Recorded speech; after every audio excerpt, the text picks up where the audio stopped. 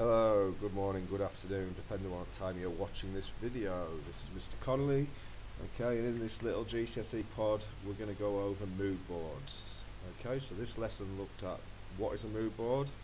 Okay, and by the end of the lesson, I would like you to be able to understand what a mood board is, and also to be able to create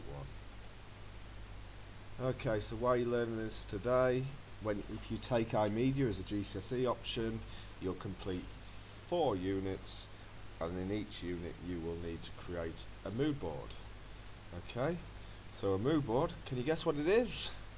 Okay, well, a mood board is a collection of images, fonts, patterns, textures and colours.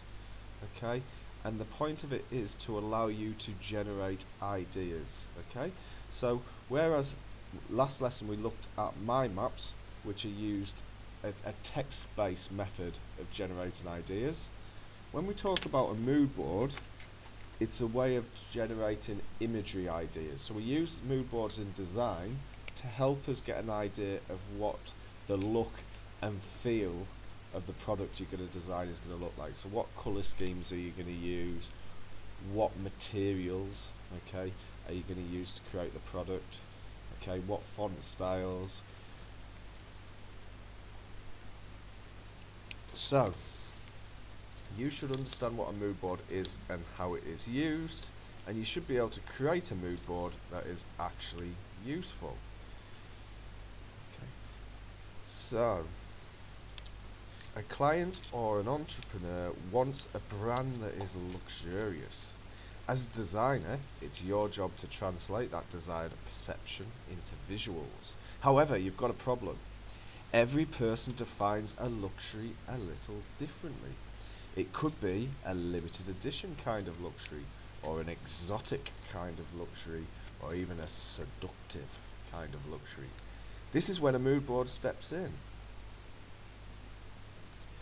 So, here we've got a collection of images that the designer has used to plan out what the luxury product could look like.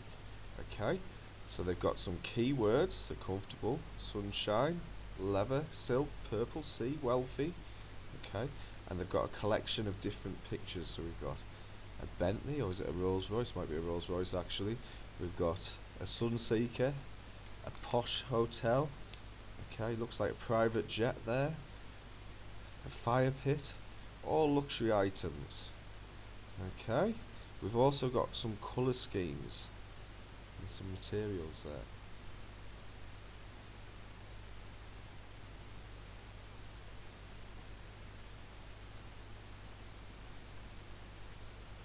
Okay, so this version that I just showed you on your screen is called a digital mood board because it's made on the computer, which means you could also, because it's a digital mood board, you could also have it contain video and audio. So for example, you could be creating a brand for a company.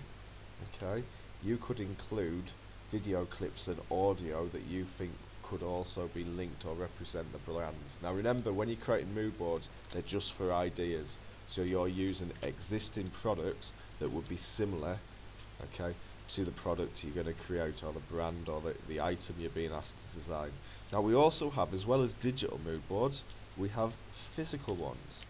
So a physical mood board is created, okay, as a physical product, so normally on a piece of paper or in a notebook. Okay, it contains extra things like fabrics. It could have sticks, postcards. It could have pages cut out of magazines. Could have photographs. Okay, obviously with a physical mood board, you can't contain video and audio. Okay, so I'm going to play a little video clip for you now.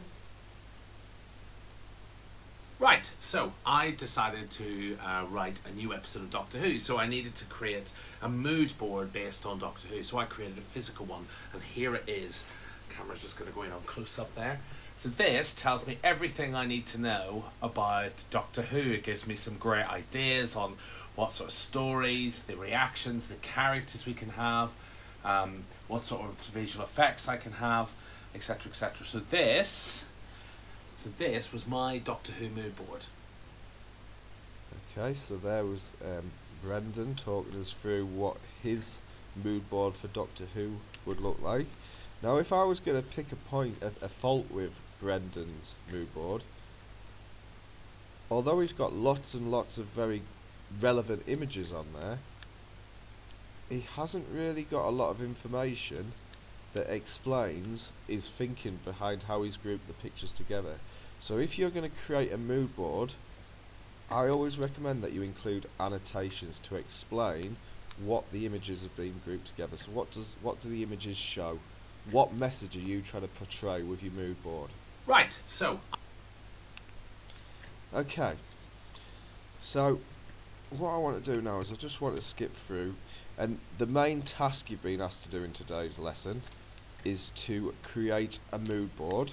Okay, you're going to create a mood board for either a new male or a new female comic book hero. Okay, you can make it either physically or digitally. The theme is simply new comic book hero. Okay, so you're going to use your mood board to generate some ideas. Okay, now just before you start, so we can have a little bit of modelling, this is what I would expect you to have for a low level mood board.